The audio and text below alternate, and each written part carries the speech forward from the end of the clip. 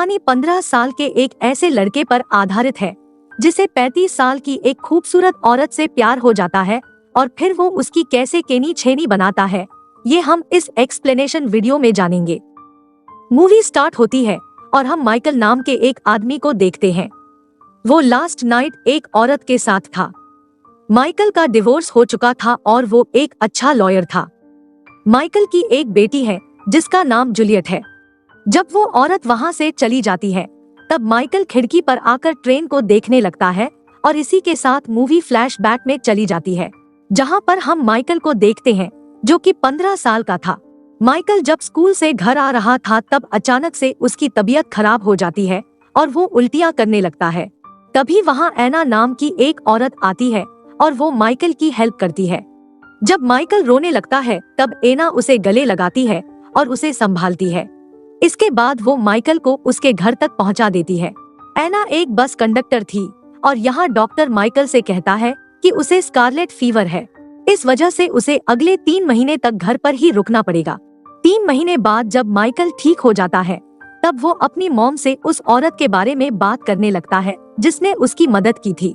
अगले दिन माइकल फूल लेकर एना के घर जाता है। यहाँ पर एना उसका हालचाल पूछती है। उसे अपने काम के लिए देर हो रही थी, इसलिए वो माइकल को बाहर रुकने को कहती है। वो उसे कहती है कि बाकी की बातें हम रास्ते में करेंगे। जब एना कपड़े बदल रही थी तब माइकल उसे छुपके से देखने लगता है, लेकिन एना को इसके बारे में पता चल जाता है तो माइकल वहाँ से भाग जाता है।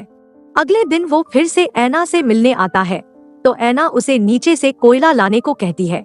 जब वो वापस आता है तो उसके कपड़े बहुत गंदे हो चुके थे। एना उसे उसके कपड़े उतारने को कहती है।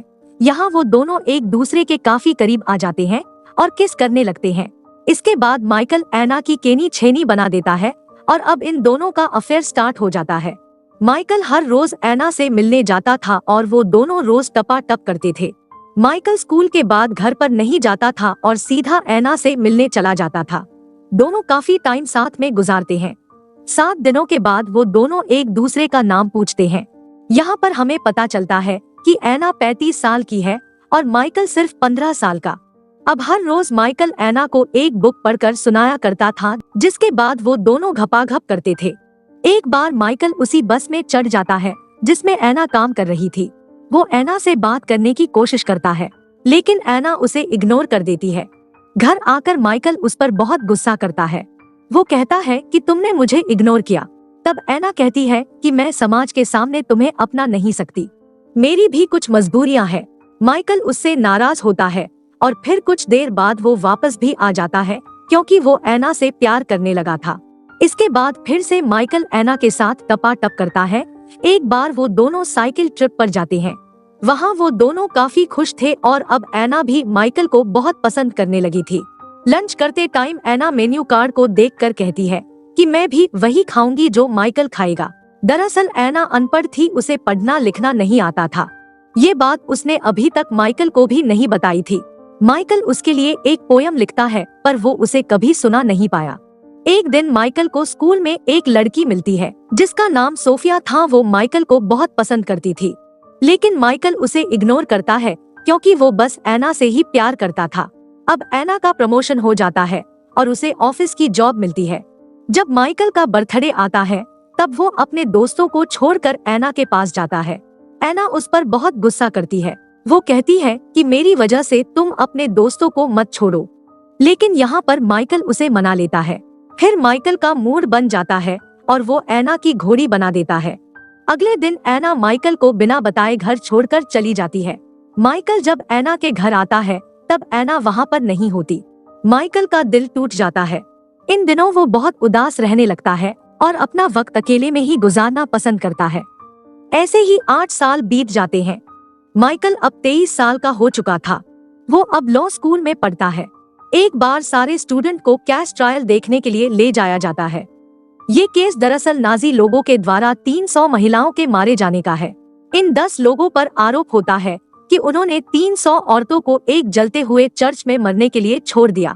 अगर वो चाहती तो वो उन्हें बचा भी सकती थी। इनमें से एक नाम एना का भी होता है। माइकल जब ये सुनता है तो उसे यकीन ही नहीं होता जिसके साथ उसने अपने खूबसूरत पल बिताए वो औरत ऐसा भी कर सकती है। लेकिन माइकल ये मानने के लिए बिल्कुल तैयार नहीं था कि ऐना ऐसा भी कर सकती है। वो मानता है कि ऐना किसी को नहीं मार सकती, बल्कि उसने तो मेरी मदद की थी जब वो बीमार था। एलिना नाम की एक औरत उन 300 औरतों में से एक थी जो बच गई थी और इस पर उसने एक बुक भी लिखी थी।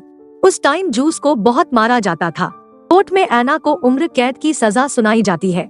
माइकल अपने प्रोफेसर से कहता है कि ऐना बेगुनाह है और प्रोफेसर कहता है कि अब कुछ नहीं हो सकता। ऐना ने खुद अपना गुनाह कबूल किया है। इस तरह से वो अपने पहले प्यार को जेल जाता देखता है। उसे बहुत दुख हो रहा था, लेकिन वो कर भी क्या सकता था। कुछ दिनों बाद उसे ऐना से मिलने की परमिशन मिल जाती है, लेकिन वो उससे मिले बिना ही वापस चला जाता है, क्योंकि कहीं न कहीं वो भी ऐना के साथ वही करना चाहता था जो ऐना ने उसके साथ किया है। अब माइकल अपनी लाइफ में बिजी हो जाता है और शादी कर लेता है। उसकी एक बेटी भी होती है जिसका नाम जूलियट है, लेकिन वो अपनी वाइफ के साथ कभी खुश नहीं रह पाया, क्योंकि वो हमेशा से ऐना से ही प्यार करता था। एक दिन उसे वही पुरानी बुक्स मिलती है जो वो ऐना को पढ़कर सुनाया करता था। वो इन बुक्स को पढ़कर रिकॉर्ड करता है और जेल में ऐना को भेज देता है। ऐना अब धीरे धीरे पढ़ना लिखना सीखने लगती है। कुछ दिनों बाद वो माइकल को लेटर लिखना स्टार्ट करती है और जवाब पाने की उम्मीद करती है, लेकिन माइकल ने उसे वापस कभी जवाब नहीं दिया। ऐसे 20 साल बीत जाते हैं और ऐना अब बूढ़ी हो चुकी थी। उसके अच्छे बिहेवियर के कारण उसे जेल से छोड़ दिया जाता है। ऐना की कोई फैमिली और दोस्त न होने की वजह से जेल के स्टाफ माइकल को कॉल करते हैं। माइकल ऐना के लिए घर और जॉब ढूंढ देता है। ऐना के छूटने के बाद वह उससे मिलने जाता है।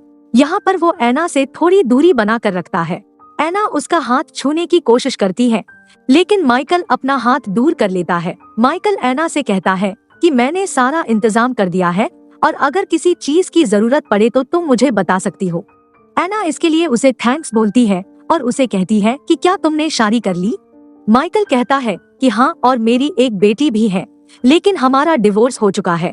इसके बाद ऐना माइकल की आंखों में ऐसे भाव देखना चाहती थी जिससे वो माइकल को अपना सके, लेकिन माइकल वहाँ से चला जाता है।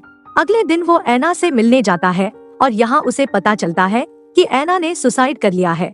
मरने से पहले ऐना माइकल के लिए एक लेटर छोड़ जाती है जिसमें लिखा था कि मैंने तुम्हारी वजह से पढ़ना लिखना सीखा और इस तरह से मैंने एलेना द्वारा लिखी वो किताब पढ़ी जिसमें उन्होंने लिखा था कि कैसे जूस लोगों पर अत्याचार हुए थे।